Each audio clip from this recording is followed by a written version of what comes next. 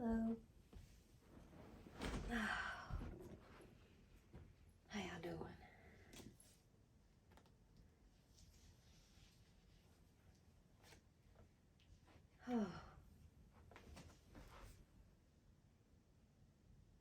Oh, part 2. I didn't realize chapter 1 said part 1. I see. Part 2. So we just finished part 1. We're about to start part 2. And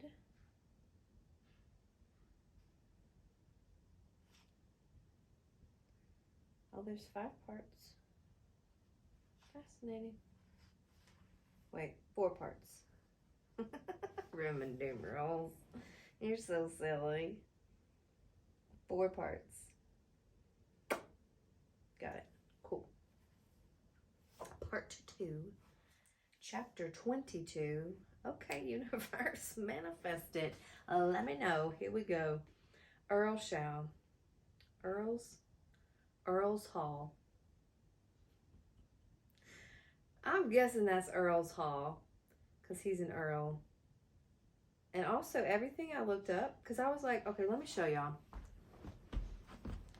When it says his name, it says W, but not like a regular dash, like a long dash.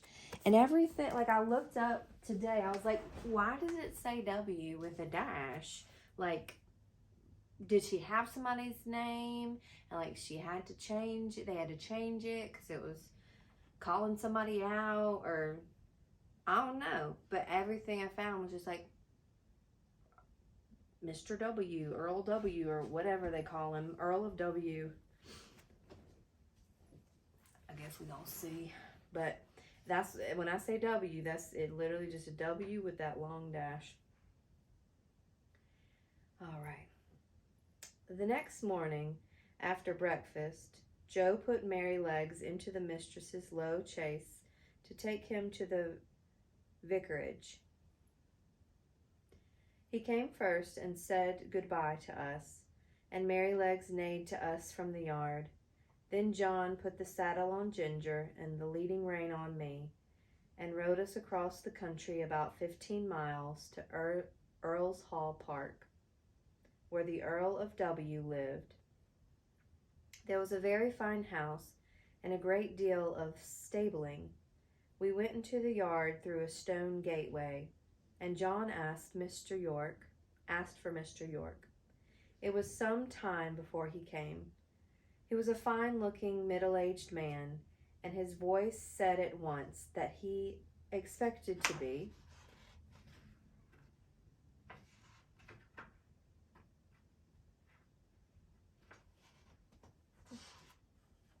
obeyed. He was very friendly and polite to John, and after giving us a slight look, he called a groom to take us to our boxes and invited John to take some refreshment. We were taken to a light, airy stable and placed in boxes adjoining each other, where we were rubbed down and fed. In about half an hour, John and Mr. York, who was to be our new coachman, came in to see us.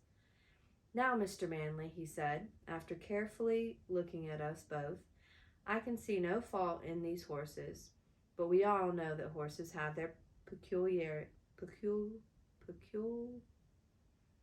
I want to pronounce each syllable. Peculiarities.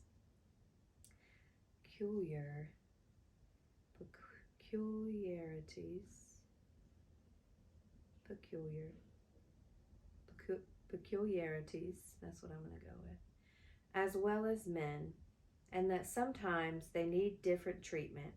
I should like to know if there is anything particular in either of these that you would like to mention. Well, said John, I don't believe there is a better pair of horses in the country, and right grieved I am to part with them. But they are not alike. The black one is the most perfect temper I ever knew. I suppose he has never known a hard word or a blow since he was foaled, and all his pleasure seems to be to do what you wish. But the chestnut, I fancy must have had bad treatment. We heard as such from the dealer. She came to us snappish and suspicious, but when she found what sort of place ours was, it all went off by degrees.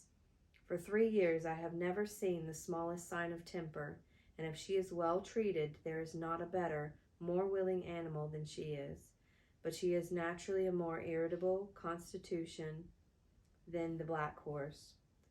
Flies tease her more, anything wrong in the harness frets her more, and if she were ill used or unfairly treated, she would not be likely to give tit for tat. You know that many high-mettled horses will do so. Of course, said York, I quite understand, but you know it is not easy in stables like these to have all the grooms just what they should be. I do my best, and there I must leave it. I'll remember what you have said about the mare. They were going out of the stable when John stopped and said, I had better mention that we have never used the bearing rein with either of them. The black horse never had one on, and the dealer said it was the gag bit that spoiled the other's temper. Well, said York, if they come here, they must wear the bearing rein. I prefer a loose rein myself, and his lordship is very reasonable about horses, but my lady, that's another thing. She will have style, and if her carriage horses are not reined up tight, she wouldn't look at them. I always stand out against the gag bit, and shall do so, but it must be tight up when my lady rides. I'm sorry for it, very sorry, said John, but I must go now, or I shall lose the train. He came round to each of us to pat and speak to us for the last time. His voice sounded very sad. I held my face close to him, and that was all I could do to say goodbye. And then when he was gone, and I have never seen him since. The next day, Lord W. came to look at us. He seemed pleased with our appearance. I have great confidence in these horses, he said, from the character my friend Mr. Gordon has given me of them. Of course, they are not a match in color, but my idea is they will do very well for the carriage whilst we are in the country. Before we go to London, I must try to match Baron. The black horse, I believe, is perfect for riding. York then told him that what John had said about us. Well, said he, you must keep an eye to the mare, and put the bearing rein easy. I dare say they will do very well with a little humouring at first. I'll mention it to her ladyship. In the afternoon we were harnessed and put in the carriage, and as the stable clock struck 3, we were led round to the front of the house. It was all very grand, and 3 or 4 times as large as the old house at Birtwick, but not half so pleasant, if a horse may have an opinion. 2 footmen were standing ready, dressed in drab livery, and scarlet breeches and white stockings. Presently we heard the rustling sound of silk as my lady came down the flight of stone steps. She stepped round to look at us.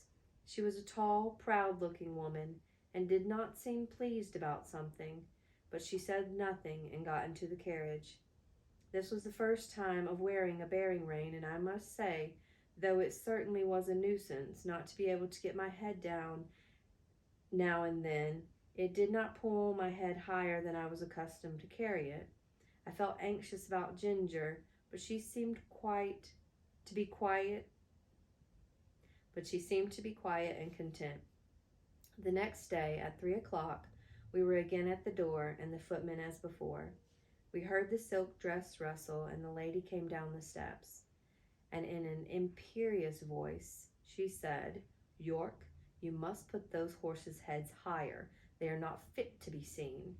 York got down and said very respectfully, I beg your pardon, my lady, but these horses have not been reined up for 3 years, and my lord said it would be safer to bring them to it by degrees. But if your ladyship pleases, I can take them up a little bit more. Do so, she said. York came round to our heads and shortened the rein himself. 1 hole, I think. Every little makes a difference, be it for better or worse, and that day we had a steep hill to go up. Then I began to understand what I had heard of. Of course, I wanted to put my head forward and take the carriage up with a will, as we had been used to. But no, I had to pull my head up now, and that took all the spirit out of me, and the strain came on my back and legs. When we came in, Ginger said, "Now you see what it is like.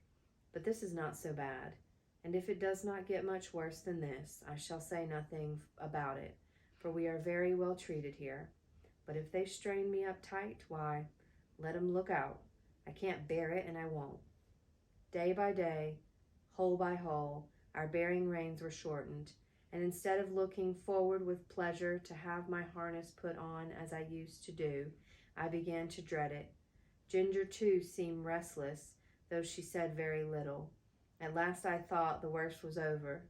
For several days there was no more shortening, and I determined to make the best of it and do my duty, though it was now a constant harass instead of a pleasure. But the worst was not come.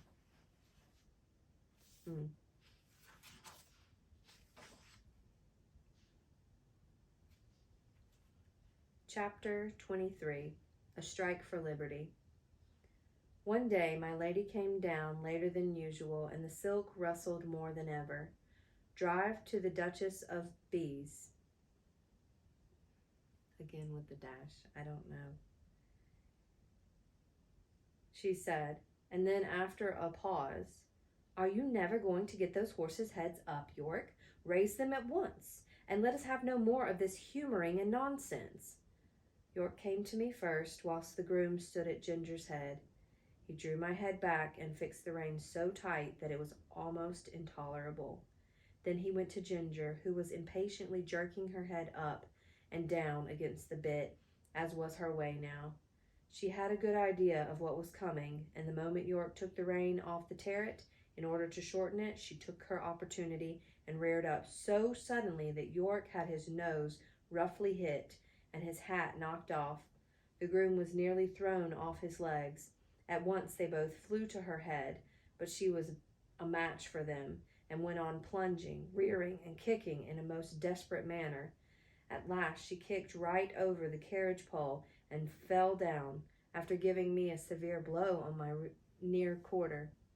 There is no knowing what further mischief she might have done, had not York promptly sat himself down on her head to prevent her struggling, at the same time calling out, "Unbuckle the black horse.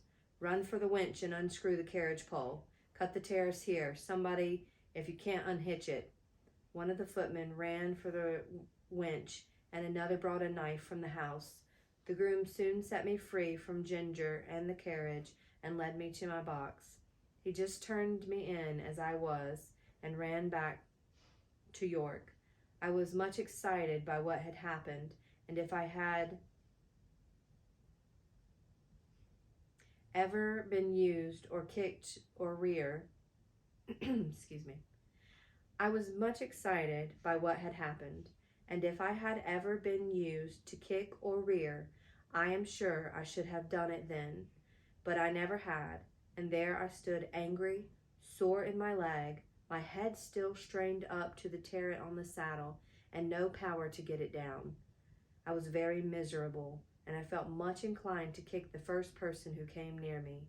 Before long, however, Ginger was led in by two grooms, a good deal knocked about and bruised.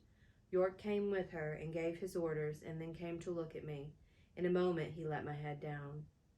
"Confound these bearing reins," he said to himself. "I thought we should have some mischief soon. Master will be sorely vexed. But there, if a woman's husband can't rule her, of course a servant can't.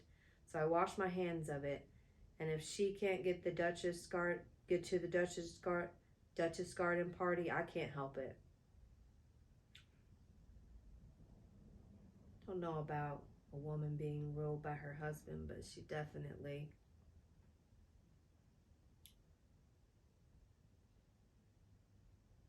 needed to think about those animals. York did not say this before the men. He always spoke respectfully when they were by. Now he felt me all over, and soon found the place above my hock where I had been kicked. It was swelled and painful. He ordered it to be sponged with hot water, and then some lotion was put on. Lord W. was much put out when he learned what had happened. He blamed York for giving way to his mistress, to which he replied that in future he would much prefer to receive his orders only from his lordship. But I think nothing came of it, for things went on the same as before. I thought York might have stood up better for his horses, but perhaps I am no judge. Ginger was never put into the carriage again, but when she was well of her bruises, one of Lord W.'s younger sons said he should like to have her. He was sure she would make a good hunter. As for me, I was obliged still to go in the carriage, and had a fresh partner called Max. He had always been used to the tight rein. I asked him how he bore it. Well, he said, I bear it because I must, but it is shortening my life, and it will shorten yours too, if you have to stick to it. Do you think, I said, that our masters know how bad it is for us? I can't say, he replied, but the dealers and the horse doctors know it very well. I was at a dealer's once, who was training me and another horse to go as a pair. He was getting our heads up, and as he said, a little higher and a little higher every day. A gentleman who was there asked him why he did so. Because, he said, people won't buy them unless we do. The London people always want their horses to carry their heads high and to step high. Of course it is very bad for the horses, but then it is good for trade. The horses soon wear up and get diseased, and they come for another pair. That, said Max, is what he said in my hearing, and you can judge for yourself. What I suffered with that rein for 4 long months in my lady's carriage, it would be hard to describe, but I am quite sure, had it lasted much longer, either my health or my temper would have given way. Before that, I never knew what it was to foam at the mouth, but now the action of the sharp bit on my tongue and jaw, and the constrained position of my head and throat, always cause me to froth at the mouth more or less.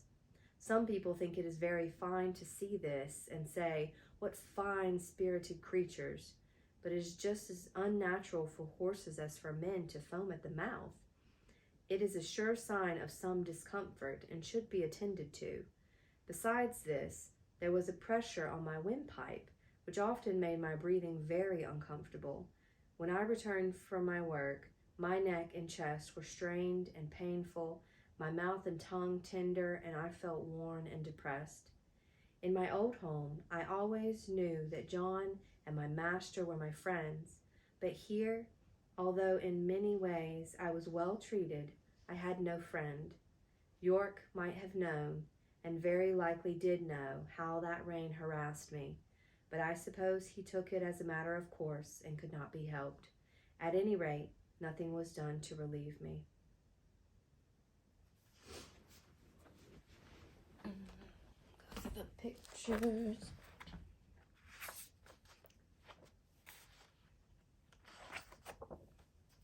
Goodness gracious. Oh, is that turning? I think my hands are dry. There we go. I think that's Earl's Hall.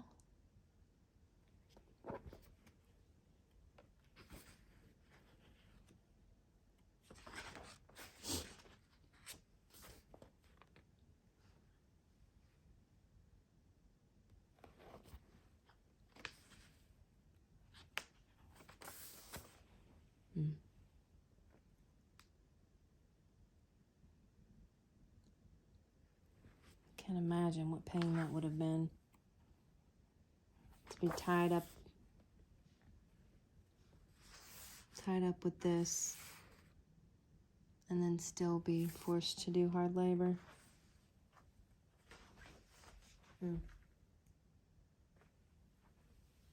Oh. Thank y'all for coming along. Hope y'all were